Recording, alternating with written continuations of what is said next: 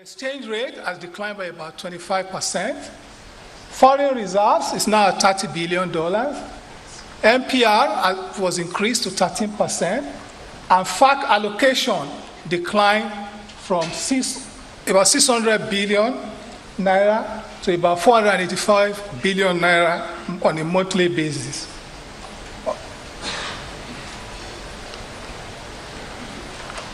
These are the real indicators of the impact of the perfect storm. GDP growth has slowed from 6.25% to 2.35%. Manufacturing growth is actually in recession, now at about minus 4%. Inflation has inched up to about 9.3%, and unemployment rate is now at about 8.2%.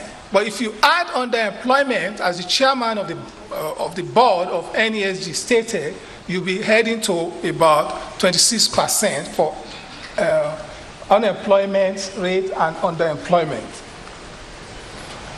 Now, what has caused this? In more detail, you see what had happened in respect of oil prices.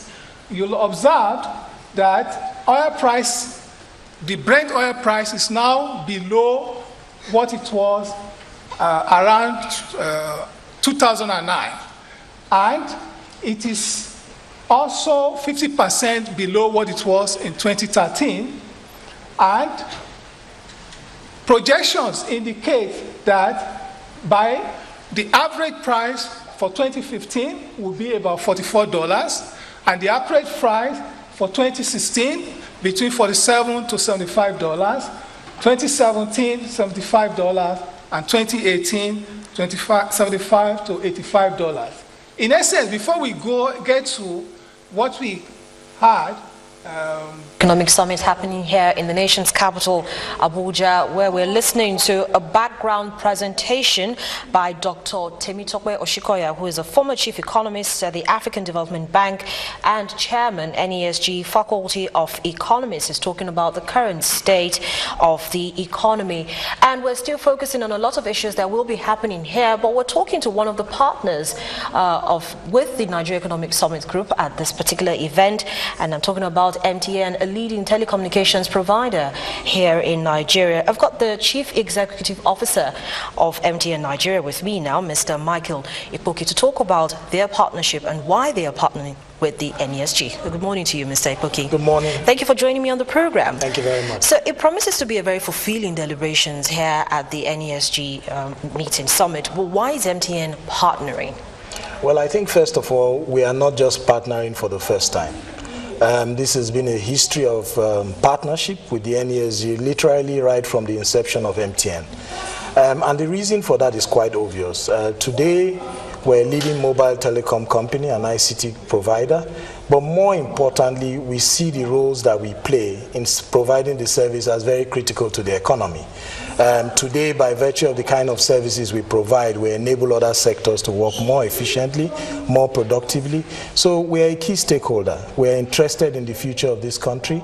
We're interested in the growth of the economy, and we want to play our part. So this is one of the ways by which we think that we can contribute meaningfully to the right kind of discussion, talking about the economic growth of Nigeria. Very interesting there, but then definitely there are limitations because you're providing critical services to critical sectors of the economy. We're talking about banking, we're talking about small businesses and the rest of it, but then definitely those limitations will more than stick in your craw. Well, there are challenges. I mean, without a doubt, infrastructure issues, obviously. We would prefer, the power situation is a big challenge. We do have other challenges in terms of managing expectations with stakeholders. We have challenges in terms of getting the right kind of support at different levels of government. We have challenges in terms of multiple taxes. So I think these are not unique to us in our sector, and we believe that this is the kind of platform that we need where we can meaningfully have a dialogue with the government, between the government and the private sector, and come up with pragmatic measures and solutions on how we can address those challenges so that we can now contribute a lot more to the growth of the economy. And talking about some of those challenges, you mentioned having issues with stakeholders, for instance, and being able to properly dialogue with them when issues come up. How effective has that been? Well, I think for us, one of the issues that we are hoping, and I think that's why we're very keen with the NESG, is the NESG provides a platform for advocacy and for engagement. One of the challenges we've had, for example, talking with a lot of the governments in different states, is getting approvals in terms of rights of way so we can lay our fiber infrastructure and being able to put our telecom facilities in place. And I think the key message to everybody as we try to engage is that what we provide is we're actually providing development, because as we bring telecom into any community, we're providing access to services. Today in the whole digital world, you're providing access to data, to solutions, to knowledge, to content. So it becomes more and more important that we're giving the right kind of support and we have the right kind of conducive environment to operate. So that's why we're keen about having this dialogue, and we believe that platforms like this provide us an opportunity to meaningfully dialogue with key stakeholders like government. Now, we know that MTN is a major contributor to telecoms sector in terms of what it contributes to the national GDP.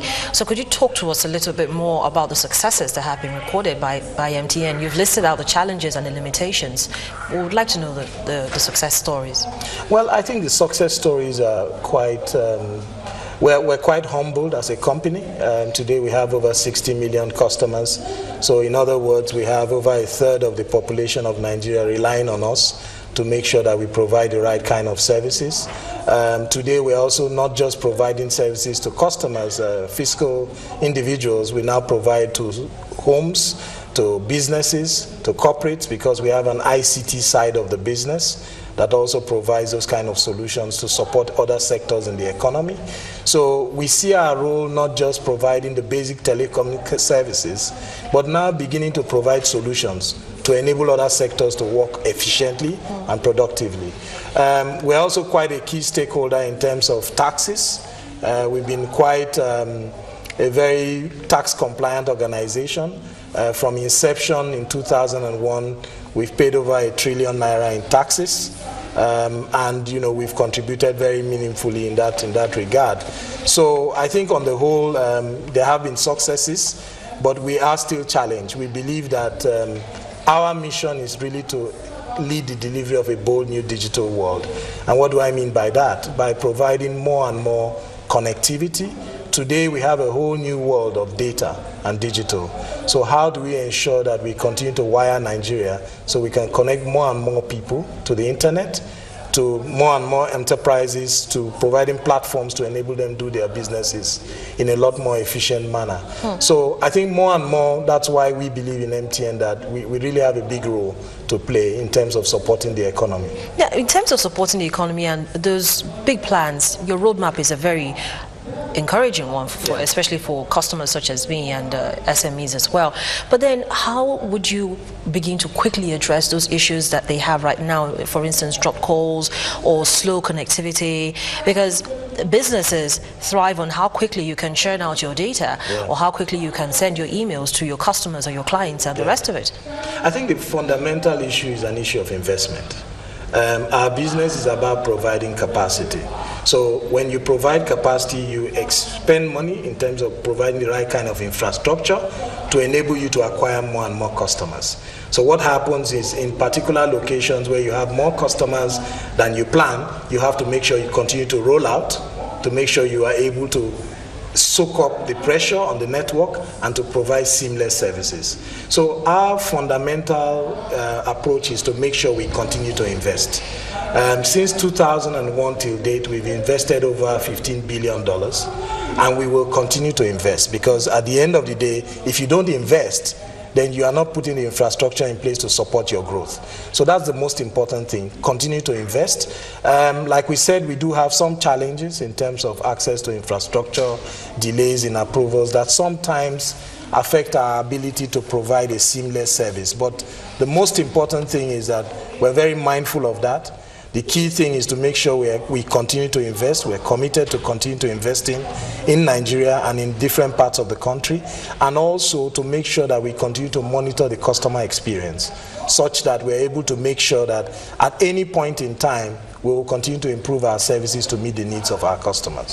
So in the short to medium term, what can your customers and clients be expecting? Well, I think for us, we are leading the delivery of a bold new digital world. We want to encourage a lot of innovation.